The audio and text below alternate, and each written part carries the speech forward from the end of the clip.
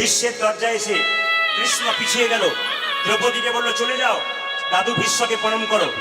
দ্রৌপদী যখন জুতো জোড়া পরে যাচ্ছে, কৃষ্ণ চালাকি করে বলল, দ্রৌপদী, গুরুজনদের কাছে গেলে কখনো জুতো পরে যেতে হয়, জুতোটা খুলে যাও। দ্রৌপদী কৃষ্ণের চালাকি বুঝতে পারলো না। দ্রৌপদী কৃষ্ণ মনে মনে ভাবলো, দ্রৌপদী, তোমার জুতো জোড়া বুকে ধরে একবার দেখবো। ভক্ত তোমার চরণধুলি নিয়ে বারবার কাঁদে, ভক্তের চরণধুলিতে কত আনন্দ আছে, আমি একবার বুকে ধরে কাঁদবো। যাকে চাই সে দেয় না, তুমি আমাকে দেবে কিনা দেখবো। দ্রৌপদী জুতোটা খুলে চলে গেছে, আর কৃষ্ণ দ্রৌপদীর জুতো জোড়া ধরে বারবার কাঁদছে। দ্রৌপদী পিছন ফিরে বলছে, প্রভু, তুমি জুতো জোড়া বুকে নিয়ে কাঁদছো কেন?